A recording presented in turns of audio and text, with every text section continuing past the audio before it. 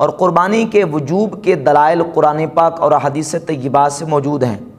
غیر مقلدین میں سے مولوی اسحاق جالوی صاحب، انہوں نے اپنے بیان میں کہا کہ قربانی ایک مستحب اور ایک باعث ثواب عمل ہے،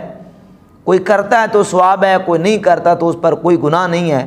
تو البتہ یہ کہ قربانی ایک ثواب کا کام ہے، تو نہیں بھی کرتا تو کوئی گناہ نہیں۔ حالانکہ قربانی کرنا صاحب استطاعت مسلمان پر واجب ہے۔ قرآن مجید سے احادیث طیبات سے اس کے دلائل بالکل واضح طور پر موجود ہیں۔ اللہ رب العزت نے قرآن مجید فرقان حمید میں ارشاد فرمایا فَصَلِّ لِرَبِّكَ وَانْحَرْ، پس اپنے رب کے لیے نماز پڑھیے اور قربانی کیجیے۔ اس آیت کی تفسیر میں سیدنا عبداللہ ابن عباس رضی اللہ تعالیٰ عنہ بیان کرتے ہیں وانحر کا معنی اور قربانی کیجیے۔ اور اسی طرح امام حسن بصری، عطا تابعی اور دیگر بہت سارے تابعین سے اس آیت کی تفسیر میں یہی منقول ہے۔ تفسیر الطبری میں امام ابن جریر طبری رحمۃ اللہ علیہ نے وہ تمام تابعین کے اقوال بیان کیے ہیں، جس سے یہ بات بالکل واضح ہوتی ہے کہ قربانی کرنے کا حکم جو قرآن مجید میں دیا گیا ہے، ونحر آیت کا جو ترجمہ ہے وہ یہی ہے کہ قربانی کیجیے۔ اور یہ بات یاد رکھیں کہ یہاں اس آیت میں قربانی کرنے کا اللہ رب العزت نے حکم دیا ہے اور صیغہ امر کے ساتھ، اور یہ قاعدہ اور قانون ہے اصولیین کے نزدیک انا مطلق الامر یدل علی الوجوب عند عدم القرینۃ الصارفہ، مطلقاً جب امر آتا ہے تو وہ وجوب پر دلالت کرتا ہے جبکہ قرینہ صارفہ موجود نہ ہو۔ اگر قرینہ صارفہ موجود نہیں ہے تو امر مطلقاً وجوب پر دلالت کرتا ہے، اور قرآن مجید سے اور احادیث طیبات سے اس پر دلائل موجود ہیں کہ جہاں اللہ کی طرف سے اور اس کے رسول صلی اللہ علیہ وسلم کی طرف سے امر آ جائے بغیر قرینہ صارفہ کے تو وہ امر سے کیا ثابت ہوتا ہے؟ وجوب ثابت ہوتا ہے۔ سورۃ النور کی آیت نمبر 63 میں اللہ رب العزت ارشاد فرماتا ہے فَلْيَحْذَرِ الَّذِينَ يُخَالِفُونَ عَنْ أَمْرِهِ ان تصیبہم فتنۃ او یصیبہم عذاب علیم، پس ڈرنا چاہیے ان لوگوں کو جو رسول کے امر کی مخالفت کرتے ہیں، یہ کہ انہیں کوئی آفت پہنچے یا یہ کہ انہیں درد دینے والا عذاب پہنچے۔ تو ان لوگوں کو رسول کے امر کی مخالفت سے ڈرنا چاہیے۔ قرآن کی اس آیت سے بھی امر کے وجوب کا ثبوت ملتا ہے۔ اور سورۃ النور کی آیت نمبر 36 میں ارشاد فرمایا وَمَا كَانَ لِمُؤْمِنٍ وَلَا مُؤْمِنَةٍ إِذَا قَضَى اللَّهُ وَرَسُولُهُ أَمْرًا أَن يَكُونَ لَهُمُ الْخِيَرَةُ مِنْ أَمْرِهِمْ، کسی مومن مرد کو اور کسی مومن عورت کی یہ شان نہیں ہے کہ اللہ اور اس کے رسول کے امر کی مخالفت کریں اور ان کو کوئی اختیار ہو، اور جو ایسا کرے گا وَمَن يَعْصِ اللَّهَ وَرَسُولَهُ فَقَدْ ضَلَّ ضَلَالًا مُبِينًا، جس نے اللہ اور اس کے رسول کی نافرمانی کی پس وہ کھلا بہک گیا جس نے اس کام کا ارتکاب کیا۔ اور صحیح بخاری کی حدیث ہے، رسول اللہ صلی اللہ علیہ وسلم نے ارشاد فرمایا، حدیث نمبر 837 ہے، فرمایا لولا ان اشق علی امتی لامرتہم بالسواک مع کل صلاۃ، اگر مجھے اپنی امت کی تکلیف کا ڈر نہ ہوتا تو میں ان کو ہر نماز کے ساتھ مسواک کا امر دیتا، لامرتہم، میں ان کو حکم دیتا کہ وہ ہر نماز کے ساتھ مسواک کو کریں اور ان پر وہ لازم ہو جاتی۔ اللہ کے رسول کے امر سے امت پر چیز لازم ہو جاتی ہے۔ تو قرآن پاک کی آیت سے اور پھر اس کے ساتھ نبی کریم علیہ الصلوۃ والسلام کی صحیح حدیث بخاری مسلم میں موجود ہے کہ رسول اللہ صلی اللہ علیہ وآلہ وسلم نے قربانی کرنے کا حکم بطور امر کے دیا ہے، جس سے وجوب ثابت ہوتا ہے۔ صحیح بخاری میں جندب بن سفیان البجلی رضی اللہ تعالیٰ صحابی رسول سے حدیث ہے 5500، فرماتے ہیں کہ کچھ صحابہ نے نماز عید سے پہلے قربانی کر لی۔ صحیح بخاری میں بھی موجود ہے 5500 نمبر حدیث، اور صحیح مسلم میں 5067 نمبر حدیث ہے۔ کچھ صحابہ نے نماز عید پڑھنے سے پہلے قربانی کر لی تو نبی کریم علیہ الصلوۃ والسلام نے ان کو ارشاد فرمایا کہ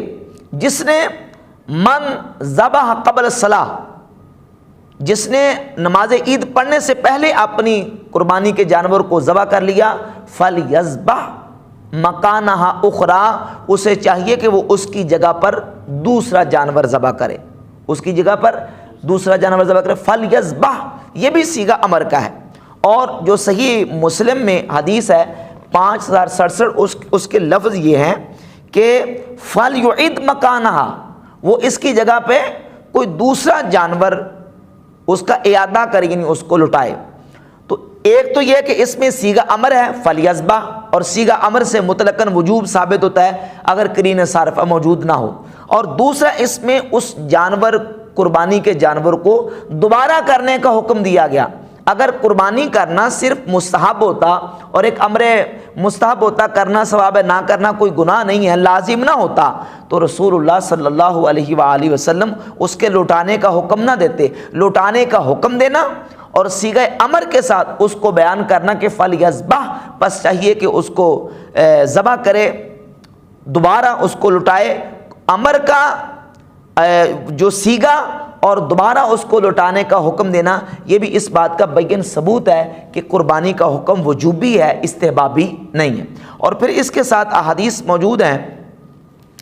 سنن ابن ماجہ میں امام ابن ماجہ نے باب قائم کیا ہے، باب کا نام ہے باب الاضاحی واجبۃ ہی عملہ،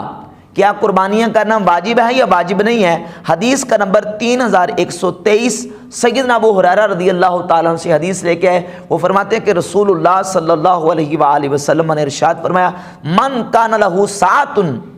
ولم یضحی فلا یقربن مصلانا، جس بندے کو کوئی گنجائش ہو اور اس کے پاس وسعت ہو قربانی کرنے کی، اس کے باوجود وہ قربانی نہ کرے، ارشاد فرمایا فلا یقربن مصلانا، وہ ہماری عیدگاہ کے قریب نہ آئے۔ اس حدیث کو امام ابن ماجہ نے باب کے شروع میں ذکر کیا، اور ناصر الدین البانی نے اس حدیث کو حسن قرار دیا ہے، اور اس کے ساتھ یہی حدیث سیدنا ابو ہریرہ رضی اللہ تعالیٰ عنہ سے امام حاکم اپنی کتاب المستدرک علی الصحیحین کی جلد نمبر 5 صفحہ 156 اور حدیث کا نمبر میرے پاس جو مطبوعہ قدیم کتب خانہ ہے 7727 نمبر حدیث ہے۔ رسول اللہ صلی اللہ علیہ وسلم سے سیدنا ابو ہریرہ رضی اللہ تعالیٰ روایت بیان کرتے ہیں کہ نبی کریم علیہ الصلوۃ والسلام نے ارشاد فرمایا، من کان لہ مال فلم یضحی، جس کے پاس کوئی مال ہو اور اس کے باوجود وہ قربانی نہ کرے، فلا یقربن مصلانا، وہ ہماری عیدگاہ کے قریب نہ آئے، وہ ہماری جو ہے وہ عیدگاہ کے قریب بھی نہ بٹکے۔ اور من وجد سعۃ فلم یضحی، اور فرمایا جس کے پاس وسعت ہو اور پھر بھی وہ قربانی نہ کرے، فلا یقربن مصلانا، وہ ہماری عیدگاہ کے قریب نہ آئے۔ اس حدیث کو امام حاکم نے بیان کیا اور اس حدیث کو صحیح قرار دیا، اور اسی حدیث کو امام ذہبی نے تلخیص مستدرک میں اس حدیث میں امام حاکم کی کرتے ہوئے وافقہ الذہبی فی التلخیص صحیح، امام ذہبی نے امام حاکم کی موافقت کی ہے کہ یہ حدیث درجہ صحت کو پہنچتی ہے۔ ناصر الدین البانی نے بھی اس حدیث کو حسن کا سنن ابن ماجہ میں، اور یہ صحیح الترغیب والترہیب ہے، اس کے صفحہ نمبر 455 پہ، اور حدیث کا نمبر 1079 ہے، اور یہی حدیث ہے سیدنا ابو ہریرہ رضی اللہ تعالیٰ عنہ سے۔ اس حدیث کو ناصر الدین البانی نے حسن قرار دیا۔ صحیح بخاری میں اور صحیح مسلم میں، صحیح بخاری میں حدیث نمبر 5557 اور صحیح مسلم میں 5070 نمبر حدیث ہے۔ سیدنا براء ابن عازب رضی اللہ تعالیٰ عنہ فرماتے ہیں کہ میرے ماموں ابو بردہ رضی اللہ تعالیٰ عنہ نے نماز عید پڑھنے سے پہلے قربانی کر لی۔ جب نماز عید پڑھنے سے پہلے قربانی کی، رسول اللہ صلی اللہ علیہ وسلم کی بارگاہ اقدس میں آ کے اطلاع دی، تو نبی کریم علیہ الصلوۃ والسلام نے ان کو قربانی کے لوٹانے کا حکم ارشاد فرمایا۔ تو اگر قربانی کرنا صرف عمل استحبابی ہوتا تو اس کو لوٹانے کا اور اس کے اعادہ کرنے کا حکم نہ دیا جاتا۔ رسول اللہ صلی اللہ علیہ وسلم نے جو اعادہ کرنے کا حکم دیا، یہ حدیث بھی اس بات کا بین ثبوت ہے کہ قربانی کرنا صاحب استطاعت پر واجب ہے۔ یہ دلائل ہیں، بالکل واضح بیان کرتے ہیں کہ نبی کریم علیہ الصلوۃ والسلام کے فرمان کا جو مقصد ہے وہ بھی یہی ہے، اور اس میں جو وعید بیان کی گیا ہے، جو قربانی کی وسعت رکھے اور اس کے پاس مال ہو پھر بھی قربانی نہ کرے، وہ ہماری عیدگاہ کے قریب نہ، اس میں نبی کریم علیہ السلام کی طرف سے ناراضگی کا اظہار ہے، وعید ہے۔ ایک طرف امر مطلقاً امر وجوب کے لیے قرینہ صارفہ موجود نہ، اس سے بھی واجب ثابت ہوتا ہے، اور پھر نبی کریم علیہ الصلوۃ والسلام کا استطاعت کے باوجود کسی شخص کا قربانی نہ کرنا، اس پر وعید ارشاد فرمانا، یہ بھی اس بات کی دلیل ہے کہ قربانی کرنا صاحب استطاعت پر واجب ہے۔ یہ تو باقاعدہ دلائل ہیں قربانی کے وجوب کے۔ اس کے علاوہ اضافی 2 حدیثیں میں پیش کروں گا۔ سنن ابی داؤد سے امام ابو داؤد نے ایک باقاعدہ باب قائم کیا ہے۔ باب کا عنوان ہے باب ما جاء فی ایجاب الاضاحی قربانیوں کے واجب ہونے کا بیان، اور اس میں حدیث نمبر